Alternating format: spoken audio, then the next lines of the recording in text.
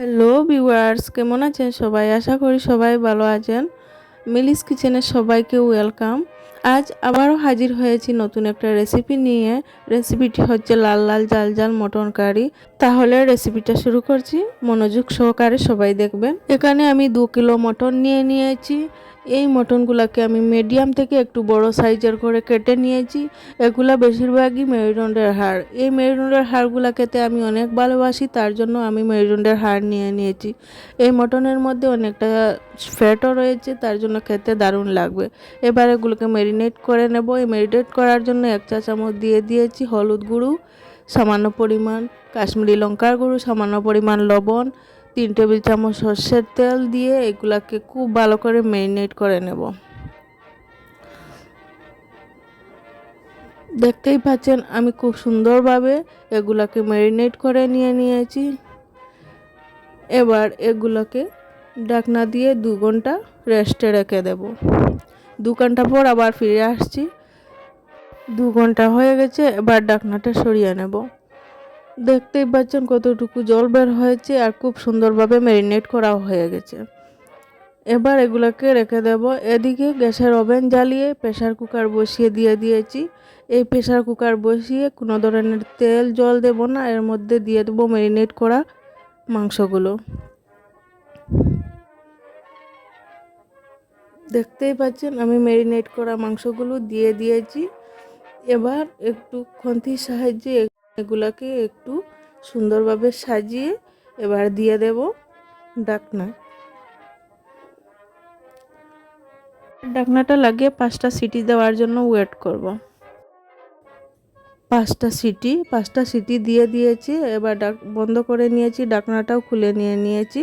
দেখতেই পাচ্ছেন কতটুকু জল বের হয়েছে আর মাংসগুলো খুব সুন্দর সেদ্ধ হয়ে গেছে।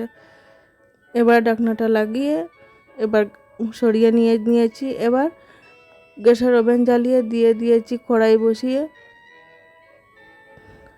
250 ml মতো সর্ষের তেল। এবার 1 চুটকি লবণ দিয়ে দিয়েছি। লবণ দিয়ে এগুলোকে খুব সুন্দরভাবে কড়াইয়ের চারপাশে লাগিয়ে দিয়েছি। এদিকে তেলটাও খুব সুন্দর হিট হয়ে গেছে। এবার ডুমু করে কেটে রাখা আলুগুলো দিয়ে দিলাম এই তেলের মধ্যে।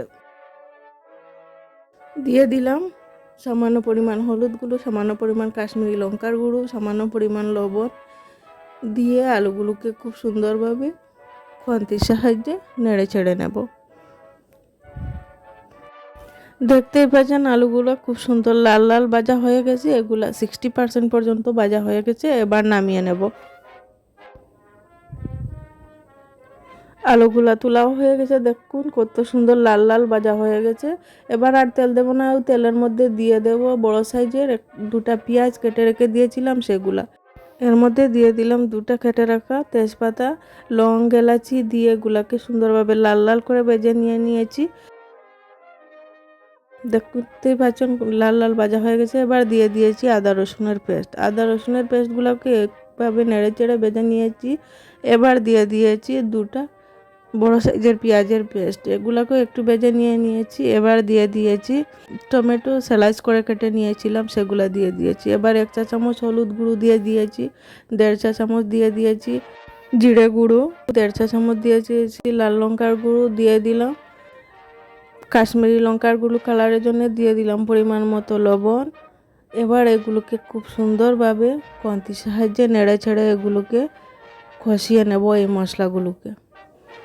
দেখতেই পাচ্ছেন সুন্দরভাবে আমি কষিয়ে নিয়েছি, উপরে তেল চলে আসছে। এবার দিয়ে দিয়েছি সিদ্ধ করে রাখা মাংস ছেঁকে সুন্দরভাবে দিয়ে এই মাংসগুলো খুব সুন্দরভাবে মশলার সঙ্গে কষিয়ে নেব। দেখতেই পাচ্ছেন আমি খুব সুন্দরভাবে এগুলোকে একে একে কষিয়ে নিয়েছি। যত বেশি কষাবেন মাংসগুলো মশলার সাথে, তত বেশি খেতেও সুস্বাদু হয়। এই মটনের ফ্যাট রেখে দিয়েছিলাম, এই ফ্যাটগুলো দিয়ে আবারও সুন্দরভাবে কষিয়ে নেব। সুন্দরভাবে কষানো হয়ে গেছে। এবার দিয়ে দিলাম ভেজে রাখা আলু। এই আলুগুলো দিয়ে এই মাংস, আলু, ফ্যাট, মশলা একসঙ্গে খুব ভালোভাবে কষিয়ে নেব। খাসির মাংস বা মটনের মাংস যত বেশি কষাবেন মশলার সাথে, তত বেশি টেস্টটাও ভালো আসে। দেখতে পাচ্ছেন আমার কষানো হয়ে গেছে। এবার দিয়ে দেব সেদ্ধ করে রাখা মাংসের জলটুকু রেখে দিয়েছিলাম, এই জলটা আমি এর মধ্যে দিয়ে দিয়েছি। এবার খুন্তির সাহায্যে সুন্দরভাবে নেড়ে ছেড়ে নিলাম। এবার আরও একটু জল দিয়ে দিয়েছি, জল দিয়ে একটু নেড়ে ছেড়ে 15 মিনিটের জন্য ঢাকনা দিয়ে দেব। দেখতেই পাচ্ছেন ঢাকনা দিয়ে দিয়েছি। এবার মাঝখানে একটু দেখে নেব মশলাটা কড়াইয়ের নিচে লেগেছে কিনা। দেখতেই পাচ্ছেন আমি দেখে নিয়েছি কড়াইয়ের নিচে একদমই লাগেনি। আবারও দিয়ে দেব ঢাকনাটা। এভাবে করে আমি 15 মিনিট রান্না করে নেব।